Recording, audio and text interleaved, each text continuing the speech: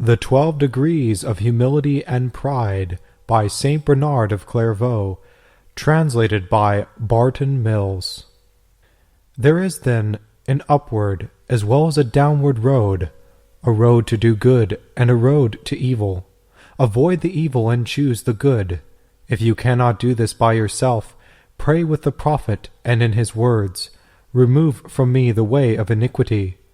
And how shall this be? He adds, "Out of thy law have mercy on me." This means by the law which thou didst give to those who fainted by the way, that is, to those who departed from the truth.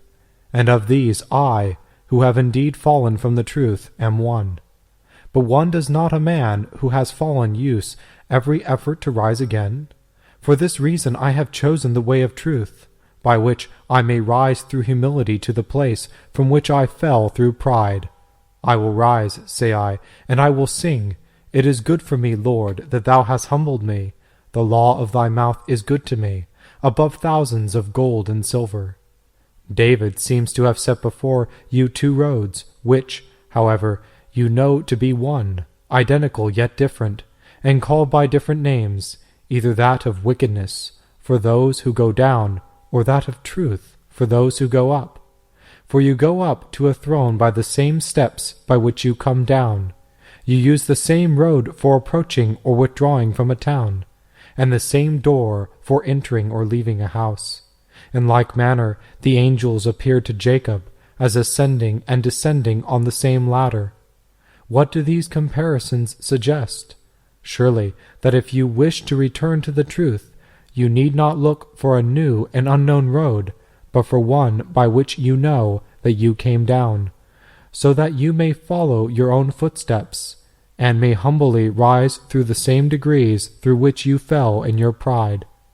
That which was the 12th degree of pride in your fall will be the 1st degree of humility in your ascent.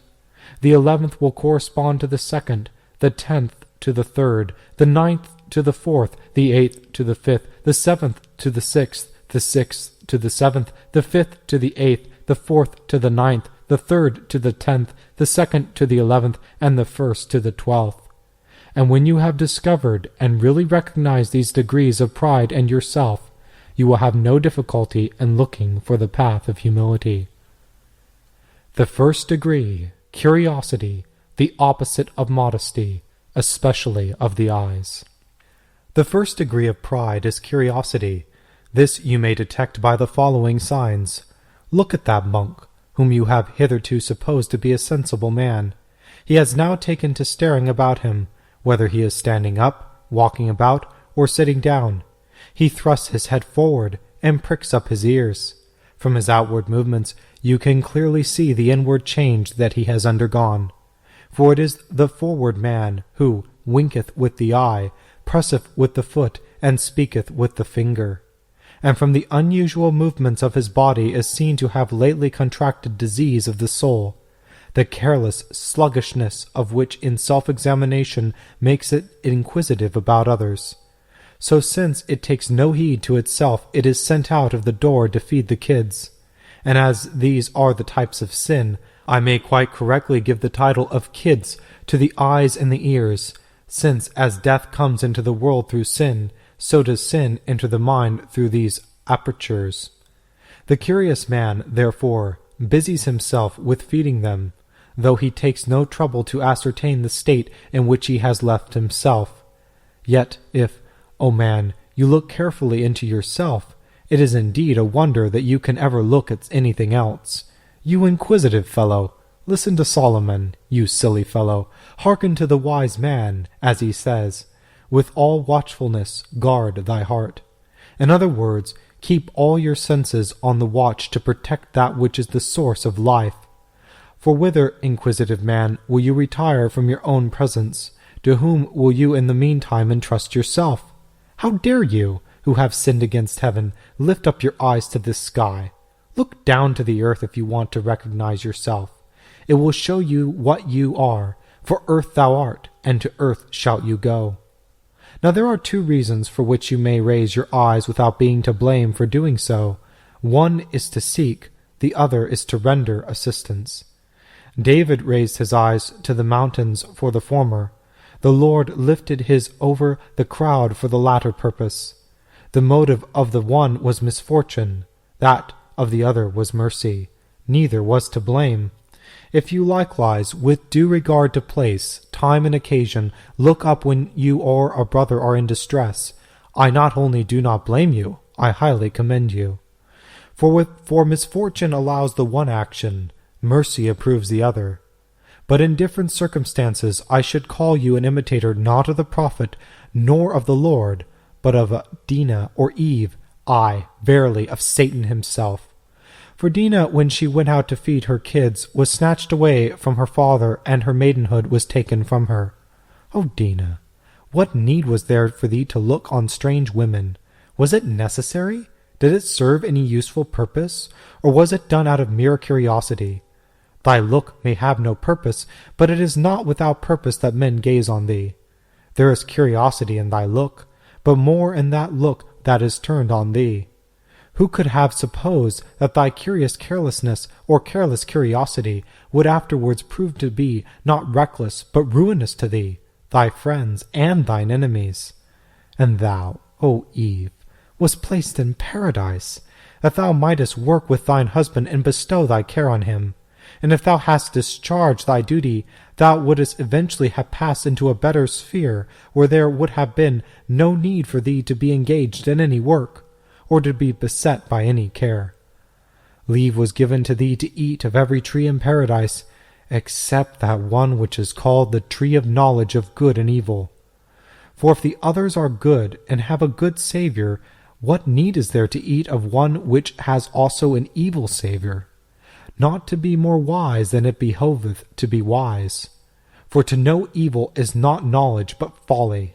So preserve what is given, await what is promised, avoid what is forbidden, lest thou lose what is allowed. Why lookest thou so eagerly for thy death?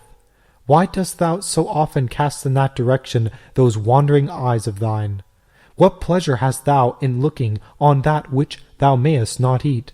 Perchance thou dost reply, I stretch forth mine eyes, not my hand.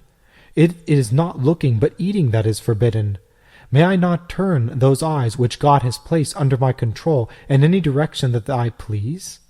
To which the apostle shall answer, All things are lawful for me, but all things are not expedient. Although it may not be in itself a guilty act, it affords an incentive to sin. For if thy mind had not shown insufficient attention to its own condition, it would have had no time for idle curiosity.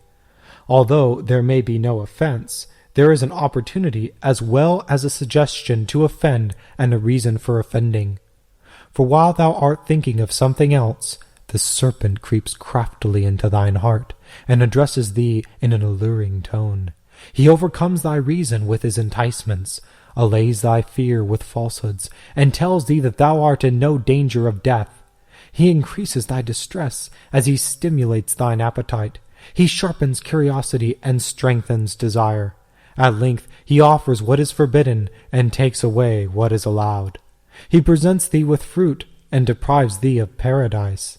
Thou takest poison, thou wilt perish thyself, and will bring forth children who will perish. Thou hast sacrificed salvation without losing the power to give birth. We are born, we die, and thus we are born only to die, because we are dead before we are born. And as for thee, pattern of perfection, thou wast placed not in paradise, but in Eden, the garden of God. What more couldst thou reasonably desire? Filled with wisdom and exalted in honor, thou shouldst have expected nothing higher, and worked for nothing stronger than thyself. Remain where thou art, lest thou fall from thy position, if thou walkest among things that are too great and wonderful for thee. But why dost thou sometimes turn round and look to the north? I see thee, I already detect thee peering too inquisitively into the unknown heights above thee. I will place, sayest thou, my throne towards the north. The other dwellers in heaven are standing, whilst thou alone dost desire to sit, and dost thereby disturb the harmony of the brethren, the peace of the whole heavenly community, and so far as it lies in thy power to do so, the tranquillity of the Trinity. Does this curiosity carry thee so far, thou wretched being, that with unrivaled presumption thou dost not scruple to give offence to the citizens, and to do injury to the king? Thousands of thousands minister to him, and 10 times 100,000 stand before him, where no one is allowed to sit, but he alone who sitteth upon the cherubims, and receiveth the ministrations of others. And dost thou, how shall I put it, claiming a wider outlook, a more incisive scrutiny, and a freer interest than that of the others, place a seat for thyself in heaven, that thou mayest be on a level with the Most High? What is thine object, on which dost thou rely? Thou fool! Estimate thy powers, think of the result, consider the process. Dost thou presume on the knowledge or on the ignorance, on the willingness or in the reluctance of the Most High? But how can he, whose purpose is all good, and whose knowledge is unlimited, either consent to or be unaware of thine evil design? Dost thou think that he undoubtedly knows and disapproves it, he is unable to prevent it? But unless indeed thou art doubtful whether thou art a created being, I cannot suppose that thou canst doubt the omnipotence, omniscience, and excellence of thy Creator, seeing that he was able to create thee out of nothing, and, knowing what thou wouldest turn out to be, willed to make thee the powerful being that thou art. When therefore thou thinkest that God will tolerate that of which he disapproves, and has the power to prohibit, do I perchance see in thee the completion, aye, and the origin of that idea which after thee and because of thee is constantly held by those like thee on earth, and which is embodied in the common saying, "An usurper keeps reckless followers"? Is thine eye evil because he is good? This wicked presumption of thine on his benevolence has produced in thee an insolent disregard of his knowledge, and a daring defiance of his power. For this, and nothing less than this, thou unholy one, is thy train of thought. This is the wickedness that thou dost devise on thy bed, and sayest, thinkest thou that the Creator will destroy his own work? I am well aware that no thought of mine escapes God, because he is God, nor does any such thought please him, because he is good, nor can I escape his hand, if he so wishes, because he is mighty. But need this be a cause of dread to me? For if through his goodness he can have no pleasure in evil done by me, how much less can he derive it from evil action of his own? I should call it evil on my part to wish to oppose his will, and on his part to avenge himself. He therefore cannot wish to take vengeance for any crime, since he neither will nor can part with his inherent goodness. It is thyself, thou wretch, alone that thou deceivest, not God. Thou deceivest thyself, I repeat, and thy wickedness lies to thyself, not to God. Thou dost indeed act deceitfully, but he detects thy motive. Thus thou deceivest thyself, not God. And since in return for his great goodness thou dost contemplate great evil towards him, thy wickedness naturally leads thee to hate him. For what can be more unjust than that the Creator should be scorned by thee for the very reason for which he most deserves thy love? What can be more outrageous than that when thou hast no doubt that the power of God shown in thy creation can be used for thy destruction, thou dost yet rely on his abundant kindness, and that this should lead thee to hope that he will be unwilling to exercise his vindictive power? Wilt thou repay good with evil, and love with hatred? Now I say this malice is deserving, not of passing indignation, but of abiding wrath. For it is thy desire and hope to be on an equality with the most gracious and most high Lord, although that is not his wish. Thou desirest that he shall have always before his eyes the distressing sight of thine unwelcome presence, that thou thinkest that he is able to cast thee down. He will not do so, but that he will prefer himself to suffer than to allow thee to perish. It is undoubtedly in his power to overthrow thee, if such be his will, but in thine opinion his kindness will not allow him to entertain such a wish. If he be such as thou supposest him to be, it is clear that thy conduct in not loving him is so much the baser. And if he does allow action to be taken against himself rather than take action against thee, how great must be thy malice in having no consideration for him who disregards himself in sparing thee. But it is inconceivable that he who is perfect can fail to be both kind and just. It is not as though kindness and justice cannot exist together. Kindness is really better when it is just than when it is slack. Nay, more, kindness without justice is not a virtue. It therefore appears that thou remainest ungrateful for the loving kindness of God, whereby thou wast created without exertion on thy part, but thou fearest not his justice, of which thou hast no experience, and dost therefore audaciously incur guilt, for which thou dost falsely promise thyself impunity. Now mark that thou wilt find him whom thou hast known to be kind, to be also righteous, and thou wilt thyself fall into the ditch which thou hast dug for thy Creator. Thy design seems to be to inflict on him an injury, which he is able to avoid if he wishes to do so, a wish which thou thinkest that he cannot entertain, as he will not be wanting in that kindness which has led him never within thine experience to punish anybody. The righteous God will most justly retaliate by punishing thee, since he neither can nor ought to allow such a slight on his goodness to remain unpunished. He may, however, so moderate the severity of his sentence that, if thou art willing to return to reason, he will not refuse thee pardon. But such is thy hardness and impenitent heart, that thou art incapable of such a wish, and therefore canst not escape the penalty. But now listen to the accusation against thee. Heaven, saith he, is my throne, and the earth my footstool. He did not say east or west or any one region in the heaven, but the whole heaven is my throne. Thou must not therefore seat thyself in a portion of the heaven, since he has chosen the whole of it for himself. Thou canst not place thyself on earth, for it is his footstool. For the earth is the solid body on which is seated the church, founded on a strong rock. What wilt thou do? Driven out of heaven, thou canst not remain on earth.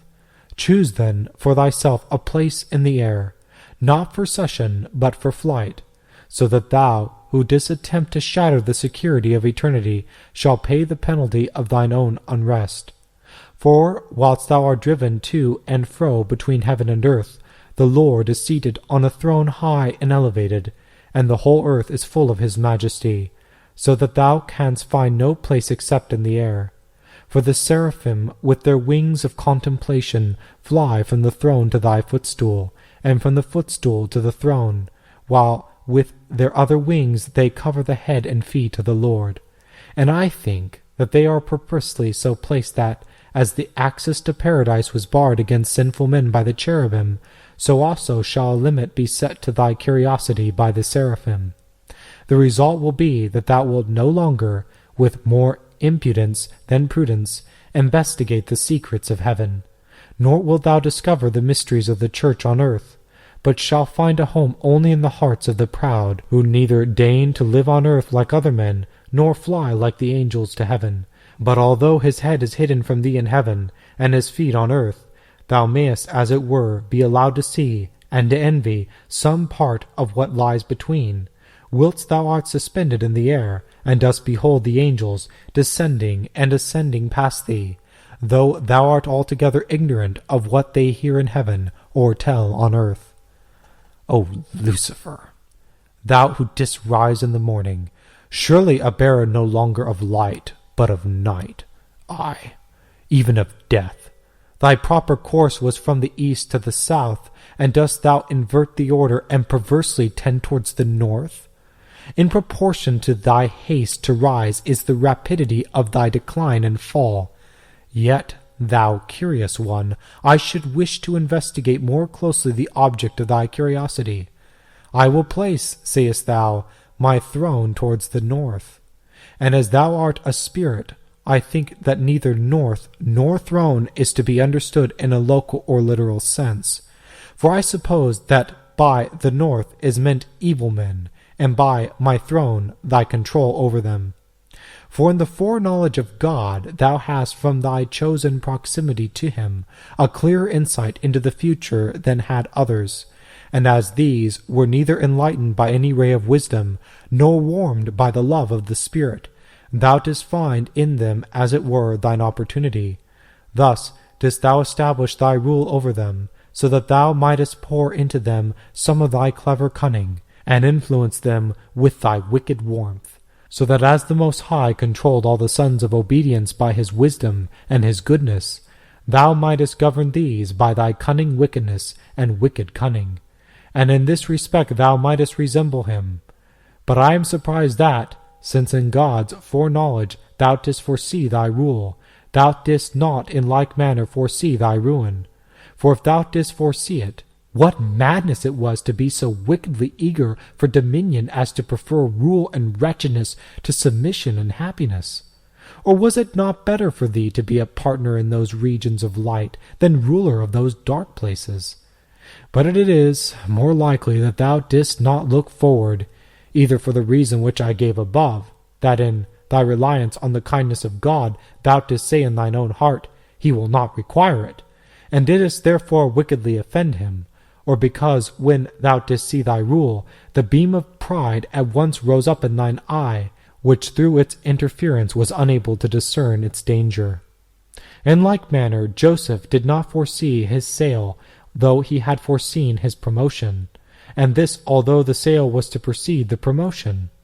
I should not from this conclude that the great patriarch was guilty of pride, but that his experience proves that those who possess the spirit of prophecy must not be supposed to have foreseen nothing, because they did not foresee everything. Someone may perhaps maintain that the fact that his youth recorded his dreams, of whose symbolic significance he was at the time unaware, was a mark of self-sufficiency. I still think that this should be ascribed to their symbolic character, or to his boyish innocence, rather to conceit. And if there were such conceit, he was able to atone for it by subsequent painful experience. For revelations of a character pleasing to themselves are sometimes made to certain persons, and through such knowledge must inevitably engender conceit in the human mind. The prediction may, nevertheless, be fulfilled, albeit in such a way that the vanity which had caused even a slight delight in the importance of the revelation shall not be unpunished. For a physician uses not only ointment, but fire and iron, with which he cuts out or cauterizes everything which is useless for the treatment of the wound, so that there may be no obstacle to the remedial working of the ointment. In like manner, God, as a physician of souls, prescribe and administer to a soul of such a disposition temptations and troubles, in order that, chastened and humble, it may turn joy into sorrow, and think the revelation a delusion. The result is that vanity disappears, though the truth of the revelation is not impaired. Thus Paul's tendency to self-exaltation is checked by his thorn in the flesh, while he himself uplifted by repeated revelations. Thus want of faith in Zacharias is punished by loss of speech, yet the declaration of the angel that the truth would be made clearer during his lifetime is unaltered. Thus again, by honor and dishonor do the saints make progress, though among the special gifts with which each receives, they are only too well aware of the existence in them of that vanity which is common to mankind, so that while they know themselves to be the possessors of supernatural favor, they may ever remember whom they truly are. But what about revelations to mere curiosity? I took the opportunity of dealing with these in a digression, when I tried to show that the wicked angel before his fall was allowed to foresee that dominion which he afterwards acquired over wicked men, but not to anticipate his own condemnation. This is a matter about which a question of small moment may be raised, which it is easier to ask than to answer, and of which the sum and substance is but this, that he fell from the truth because his idle speculation led him to unlawful desire, and thus to presumptuous aspiration. Curiosity, therefore, rightly claims the first place among the degrees of pride, and is thus revealed as the beginning of all sin. But unless this is suppressed very speedily, it will soon develop into a careless frame of mind, which constitutes the second degree. The second degree, levity of mind, the opposite of the 11th degree of humility, short and sensible speech in a subdued tone. For the monk who is careless about himself and unduly inquisitive about other people looks up to some as his betters, and looks down upon others as his inferiors. In some he sees cause for envy, while others are the object of his scorn. It thus happens that his mind, inveterated by his habit of staring about him, is oppressed by no anxiety on its own account, now through pride soars to the heights, and then sinks through envy to the depths. He shows at one moment a sulky acquiescence in his own wickedness, at another a childish delight in his excellence. In the former he exhibits his weakness, in the latter his vanity, in both his pride, for it is love of his own excellence that gives him distress when others surpass him, and joy when he surpasses them. This unbalanced disposition shows itself in speech, sometimes brief and bitter, sometimes full and feeble, alternately jocose and doleful, and always silly. Compare, if you please, these two earliest degrees of pride with the two highest degrees of humility, and see if the last one of these latter does not repress curiosity, and the one before it levity. You will find the same contrast if the other degrees are similarly compared. But now let us go on to the study of the third degree, without, however, falling into it. The third degree, unseasonable merriment, the opposite of the 10th degree of humility, refraining from frequent and light laughter. It is characteristic of the proud that they always look out for pleasure and shun sadness, in accordance with the saying, "The heart of fools is where there is mirth." So it is that the monk who has already descended 2 degrees of pride, and through inquisitiveness has arrived at levity, when he sees the joy for which he is always on the look out constantly interrupted by the distress which he feels at the sight of good in others, chafes under the sense of humiliation, and takes refuge in a suggestion of unreal comfort. Henceforth he restrains his inquisitiveness on that side on which his own worthlessness and his neighbor's excellence are shown to him, and turns his whole attention to the other side. He may thus mark only too carefully those things in which he seems to be the better man, and may hide those in which others surpass him, and so may put away all thought of sorrow and remain always merry. It thus happens that silly merriment soon gains sole possession of the man whom joy and sorrow alternately claim. I set this before you as the 3rd degree of pride. Now note the marks by which you may detect it, either in yourself or in anyone else. You seldom or never hear a man of this kind groan, or see him shed tears. You will think, if you consider, that his faults are either forgotten or forgiven. His gestures are those of a buffoon, his look that of a coxcomb, his step that of a dandy. He is always making jokes, and never loses a chance of laughing. He cuts out of his mind all discreditable and therefore distressing recollections, and concentrates his mental vision on his real and pretended merits. As he thinks of nothing but what is pleasant without considering whether it is lawful, he can neither restrain laughter nor hide his unseasonable merriment. A bladder swells when it is full of wind, but if a small hole is pricked in it and it is squeezed, it creaks as it collapses, and the air does not rush out at once, but it gradually expelled and gives out frequent intermittent sounds. In like manner, when a monk has filled his mind with vapid and vulgar thoughts, the flood of folly which cannot, owing to the rule of silence, find full and free vent, is thrown out from his narrow jaws in guffaws of laughter. He constantly hides his face as if ashamed, compresses his lips, and clenches his teeth. He laughs loudly without meaning to do so, and even against his will.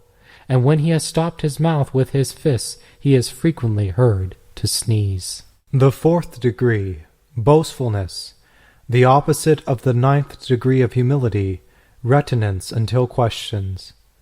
But when vanity increases and the bladder begins to be inflated, it becomes necessary to loosen the belt and allow a larger outlet for the air, otherwise the bladder will burst.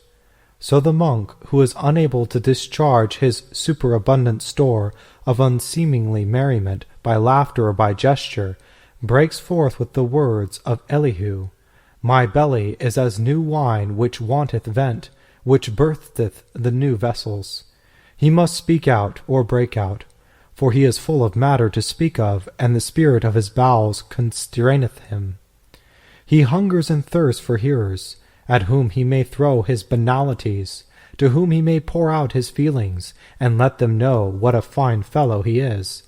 But when he has found his opportunity of speaking, if the conversation turns on literary matters, old and new points are brought forward, he airs his ideas in loud and lofty tone. He interrupts his questioner, and answers before he is asked. He himself puts the question and gives the answer, nor does he even allow the person to whom he is talking to finish his remarks. When the striking of the silence gong puts a stop to conversation, he complains that a full hour is not a sufficient allowance, and asks for an indulgence that he may go on with his gossip after the time for it is over, not to add to the knowledge of anyone else, but to boast of his own. He has the power, but not the purpose of giving useful information. His care is not to teach you or to learn from you things which he does not know, but that the extent of his learning may be made known. If the subject under discussion is religion, he is forward with his visions and his dreams. He upholds fasting, prescribes vigils, and maintains the paramount importance of prayer. He enlarges at great length, but with excessive conceit, on patience, humility, and all the virtues in turn, with the intention that you, on hearing him, should say, Out of the abundance of the heart the mouth speaketh, and that a good man out of his good treasure bringeth forth good things. If the talk turns on light subject, he becomes more loquacious, because he is on more familiar ground. If you hear the torrent of his conceit, you may say that his mouth is a fount of such buffoonery as to move even strict and sober monks to light laughter. To put it shortly, mark his swagger in his chatter. In this you have the name and description of the 4th degree of pride. Remember the description and avoid the reality. With this warning, go on to the 5th degree, which I call eccentricity. The 5th degree, eccentricity, the opposite of the 8th degree of humility, observance of the general rule of the monastery. A man who prides himself on being better than his fellow-men thinks it a disgrace if he does not do something more than they do, whereby his superiority may be apparent. Therefore, the general rule of the monastery and the example of its senior members are not enough for him. Yet his anxiety is not to be, but to be seen to be better than they. His effort is not to lead a better life, but visibly to surpass others, so that he may be able to say, I am not as the rest of men.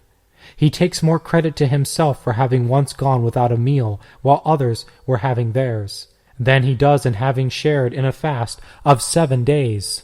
One little private prayer of his own seems to him more commendable than the recitation of all the psalms set for an entire night. At mealtimes he has a habit of casting his eyes all around the tables, and if he sees anyone eating less than himself, he is annoyed at being outdone. He begins severely to cut down the amount of food which he had hitherto recognized as his necessary ration, because he is more afraid of loss of credit than of the pangs of hunger. If he catches sight of any one more shrunken and sallow than himself, he cannot rest under what he considers to be a disgrace. And since he cannot see his own face and the aspect under which he presents himself to onlookers, he examines his hands and arms which he can see, beats his breast, taps his shoulders and loins, and from the more or less attenuated condition of his limbs forms an opinion as to the paleness of color of his face. But while active in all his private devotions, he is indolent in public worship. He keeps vigil while in bed, and goes to sleep in his stall. He sleeps all night while others are chanting the early psalms.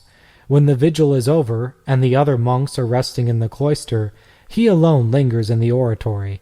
He coughs and spits, and the ears of those sitting outside are filled with the sights and groans from his corner. By his silly and singular action he has established a high reputation with his more simple brethren, who quite approve of what they see of his doings, though they do not detect their motive, and, by the commendation which they bestow on him, they aid and abet the wretched man's mistake. The 6th degree, conceit, the opposite of the 7th degree of humility, belief and acknowledgement of one's inferiority to others. He believes what he hears, praises his own actions, and pays no attention to the motive. He welcomes a favorable opinion and forgets its purpose. And he, who in everything else puts more trust in himself than in other men, attaches more weight to the opinions of others about him than to his own. So not only does he think that he exhibits superior religion on account of his verbal profession or special displays of piety, but in his inmost heart he considers himself more holy than anyone else. And if he knows that he is praised for anything, he ascribes it not to the ignorance or the kindliness of the person who commends him, but, with much conceit, to his own deserts. So after eccentricity, conceit has made good its claim to be the 6th degree. After it, audacity shows itself, and in it the 7th degree consists. Audacity, the opposite of the 6th degree of humility, acknowledgement of oneself as unworthy and useless. For if a man thinks himself superior to others, it is likely that he will not push himself in front of them. He is the first to take his seat at meetings, the first to intervene in debate. He comes forward without invitation and with no introduction but his own. He reopens questions that have been settled, and goes again over work that has been done. He considers that nothing that he has not himself designed and carried out has been properly organized or satisfactorily executed. He criticizes those who sit in judgment, and tells them what their decisions should be. If when the time comes for the appointment of a prior, he is not promoted to the office, he is certain that his abbot is either jealous or mistaken. But if some less important duty is assigned him, he is displeased and contemptuous, for, as he feels himself qualified for greater work, he thinks that he ought not to be employed in smaller matters. But it is inconceivable that a man who, with more rashness than readiness, is very anxious to undertake all sorts of work, should not sometimes make mistakes. And it is the duty of the abbot to reprove such as one for his error. But how will he confess his fault, if he neither thinks himself nor will allow others to think him worthy of censure? Therefore, when his fault is pointed out to him, it is not removed, but grows worse. So if, when he is reproved, you see him incline his heart to wicked words, you may know that he has sunk to the 8th degree, which is called defense of wrongdoing. The 8th degree, defense of wrongdoing, the opposite of the 5th degree of humility, a humble and straightforward disclosure of sins and evil thoughts. There are many ways in which defense is made for sin. A man either says, "I did it not," or "I no doubt did it, but I acted rightly in so doing," or "I may have acted wrongly, but not to a serious extent," or "If I was seriously wrong, I had no bad intention." If, however, he like Adam and Eve is proved to be guilty, he attempts to excuse himself on the ground that he was tempted by someone else. But if a man unblushingly defends even open sins, will he ever humbly disclose to the abbot the hidden evil thoughts which come into his mind? The 9th degree, dishonest confession, the opposite of the 4th degree of humility, willing endurance of hardship as a matter of obedience. But although defenses of this kind are considered so wrong that they are called by the prophet evil words, a false and perverse confession is much more dangerous than even a brazen and stubborn defense. For there are some who, when they are reproved for rather conspicuous offenses, and know that no excuse which they may offer will be accepted, have recourse to a more cunning form of defense. They reply by a deceitful confession. For there is, as it is written, one that humbleth himself wickedly, and his interior is full of deceit. The countenance is downcast, the body is prostrate. They exact themselves, if they are able to do so, some tears. They interrupt their speech by sighs, and intersperse their words with groans. A man of this description not only offers no excuse for the offenses with which he is charged, but himself even exaggerates his guilt. He does this that you, when you hear him make a further accusation against himself of some impossible or inconceivable crime, may be disposed to disbelieve even that of which you thought him guilty, and thus, from the fact that he makes a confession which you fully believe to be false, some doubt may be thrown on that which you held to be almost certain.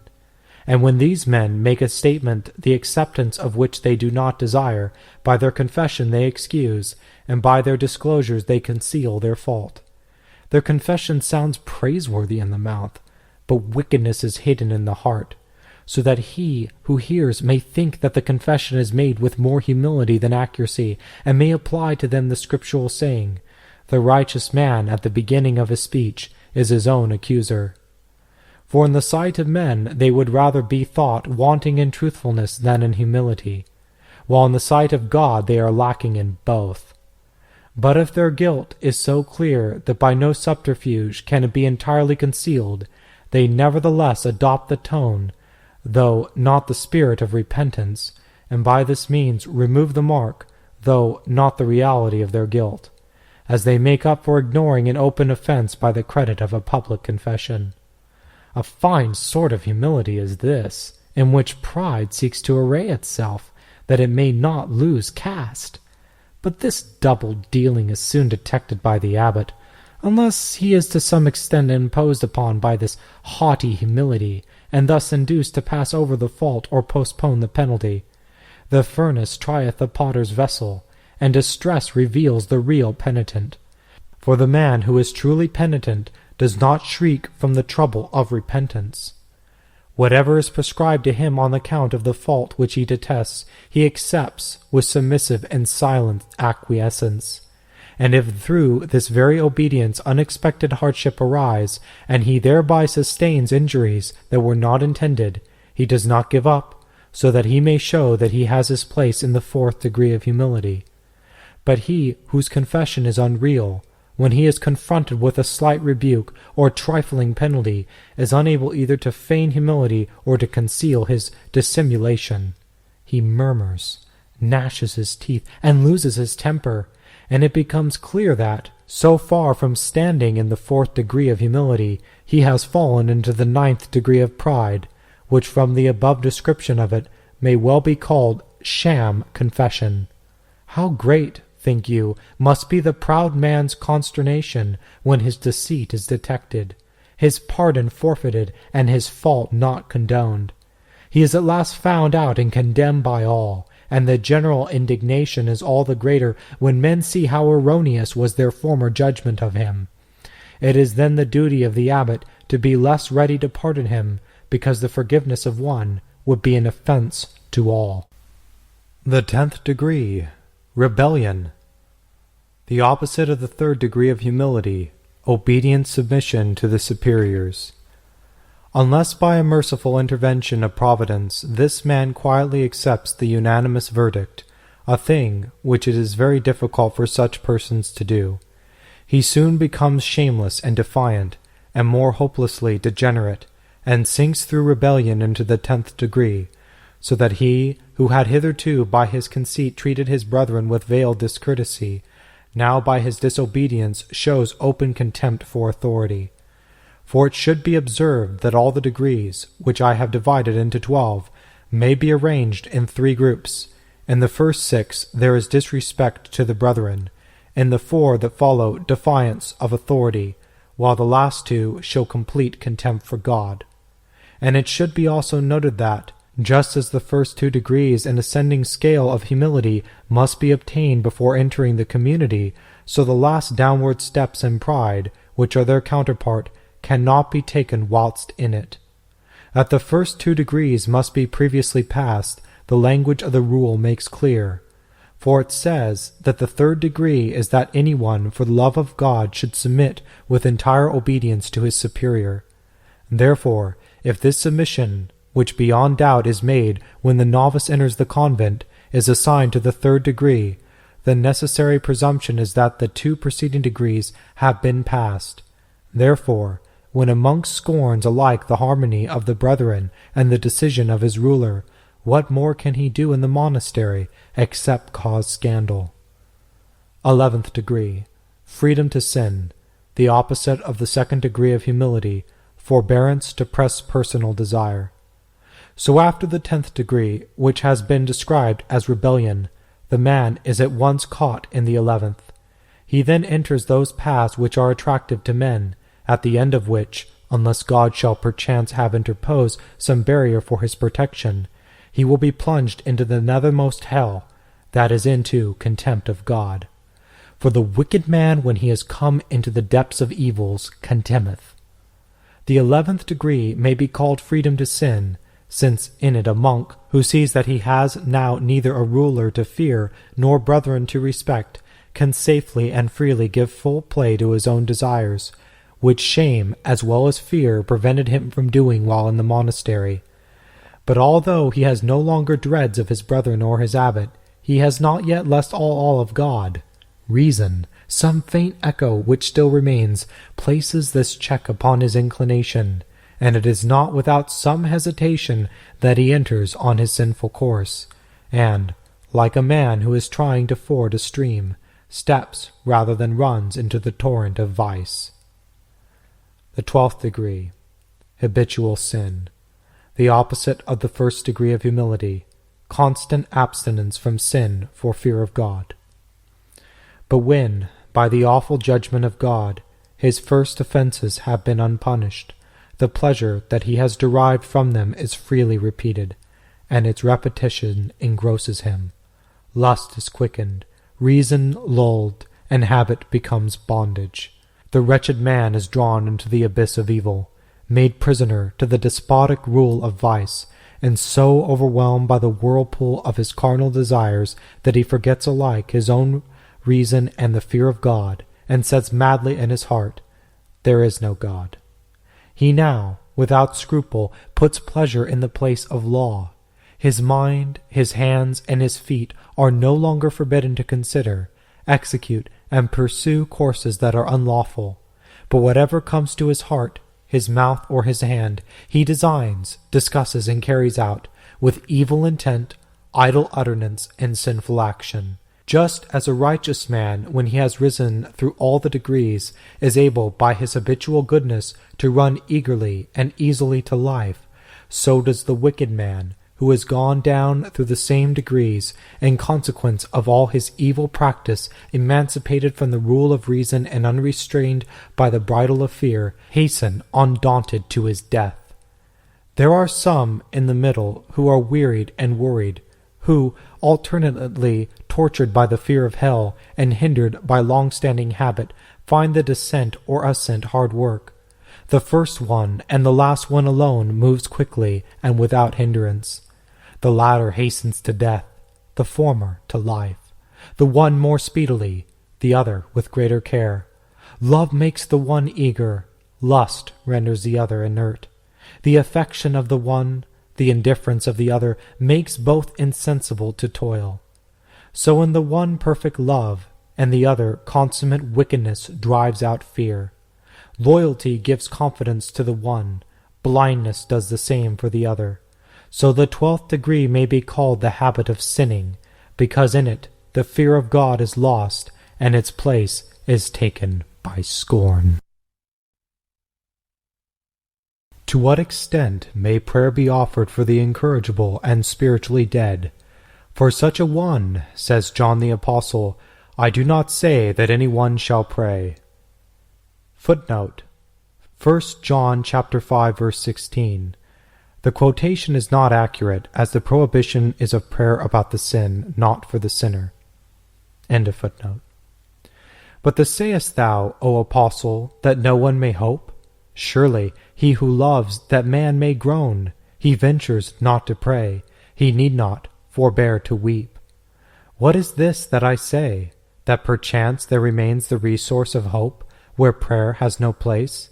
Take an instant of one who believes and hopes, yet does not pray. Lord, she says, if thou hadst been here, my brother had not died. What mighty faith to believe that by his presence the Lord could have prevented death!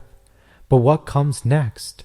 It is inconceivable that she should doubt that he, whom she believed could have kept him alive, was unable to raise him from the dead. But now, says she, I know that whatsoever thou wilt ask of God, God will give it to thee. Then when he asks where they had laid him, she replies, Come and see.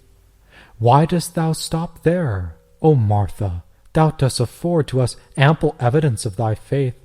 But, as it is so great, why dost thou hesitate? Come, sayest thou, and see. Why, if thou art not without hope, dost not thou go further and say, and raise him up? If, on the other hand, thou art in despair, why givest thou the Master unreasonable trouble? Is it perchance that faith sometimes obtains that for which we dare not pray? Then as he approaches the corpse, thou dost object to his coming near, and sayest, Lord, by this time he stinketh, for he hath been dead 4 days. Was this said in despair, or in pretense? In somewhat the same sense the Lord himself after his resurrection made as though he would go further, while his intention was to remain with the disciples. O ye holy women, imitate friends of Christ. If ye love your brother, why do you not appeal to the compassion of him, of whose power and pity ye cannot entertain a doubt? Their answer is, We pray all the better for not uttering a prayer. We trust the more completely for concealing our confidence. We show our faith and suppress our feelings. He who has no need of any information himself knows what we desire. We indeed know that he can do all things, but a miracle so great, so unprecedented, though it is within his power, far surpasses anything that in our insignificance we deserve. It is enough for us to have afforded scope for his power and an opportunity for his pity, and we prefer patiently to await his will than daringly to demand that which it may not be his pleasure to give. And finally, our modesty may perhaps obtain for us something more than we deserve. And I observe that Peter wept after his serious fall, but I do not hear that he prayed, yet I have no doubt about his pardon. Learn further from the Mother of the Lord how to have full faith in the marvelous and in the fullness of faith to preserve modesty.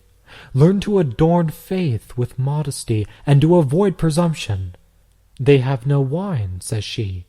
With what brevity, with what reverence she made a suggestion on a matter in which she felt a kindly anxiety, and that you may learn, in similar circumstances, rather to heave a sympathetic sigh than to venture to make a direct request, she concealed her eager earnestness under a shade of shyness, and modestly refrained from expressing the confidence she felt in prayer. She did not come boldly forward with a clear request, and say straight out before everyone, I appeal to thee, my son. The wine has run short, the guests are annoyed, the bridegroom is dismayed. Show what thou canst do. But although, as her breast was burning with these and many other thoughts, she might have expressed her feelings warmly, yet the devout mother quietly approached her mighty son, not to test his power, but to discover his will. They have no wine, says she. How could she better have combined modesty and confidence? There was no lack of faith in her devotedness, or seriousness in her voice, or of earnestness in her desire. She, however, though she was his mother, waived the claims of kinship, and did not venture to ask for a miraculous supply of wine. With what face, then, can I, a common slave, to whom it is a high honor to be in the service at once of the Son and of the Mother, presume to ask for the life of one who has been dead for 4 days? It is also recorded in the Gospel that 2 blind men had sight given or restored to them, one the sight which he had lost, the other that which he had never possessed. For one had become blind, the other had been so born. But the one who had lost his sight earned marvelous mercy by piteous and persistent prayer, while the one who was born blind received from his divine enlightener a yet more merciful and more marvelous benefit without any previous petition from himself. To him was afterwards said, "Thy faith hath made thee whole." I also read of the raising of 2 persons who had lately died, and of a third one who had been dead for 4 days. But only the one who was still lying in her father's house was thus raised at his prayer. The other 2 were restored by a great and unexpected manifestation of mercy. So if, in like manner, it should happen, which may God avert, that any one of our brethren should meet not bodily, but spiritual death, as long as he shall be with us, I, sinner that I am, will persistently assail the Saviour with my prayers and with those of the brethren. If he revives, we shall have gained our brother. But if we do not deserve to be heeded, and the time comes when he cannot endure those who are alive, or be endured by them, but must be carried out for burial, I go on faithfully with my mourning, though I cannot pray with so much confidence. I dare not say openly, "Lord, raise up our dead brother," but with anxious heart and inward trembling I cease not to cry out. If by any chance at all the Lord shall listen to the desire of the poor, his ear will heed the readiness of their hearts. And there is that saying, "Wilt thou show wonders to the dead, or shall physicians raise to life and give praise to thee?" And concerning him who has been dead 4 days, shall any one in the sepulchre declare thy mercy and thy truth in destruction? Meanwhile, it is possible that the Saviour may be pleased to meet us unforeseen and unexpectedly, and moved by the tears, not by the prayers of the bearers, to restore the dead man to those who live, or actually to recall from among the dead one who is already buried. But I should describe as dead the man who by excusing his sins has already come down to the 8th degree. For praise perisheth from the dead as from one who does not exist. But after the 10th degree, which is third from the 8th, he is already being carried out into liberty to sin, when he is expelled from the monastic community. But after he has passed the 4th degree, he is rightly said to be 4 days dead. And when he falls into the 5th degree of habitual sin, he is already buried. But God forbid that we should cease to pray in our hearts for such even as these, though we do not venture to do so openly, as Paul also mourned for those who he knew to have died impenitent. Translator's footnote.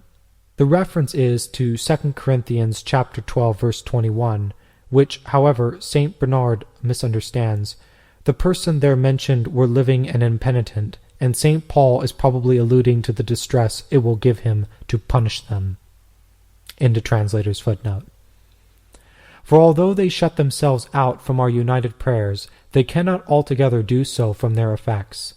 They should nevertheless realize the great danger which those incur whom the Church, which prays confidently for Jews, heretics, and heathens, dares not to mention in her worship.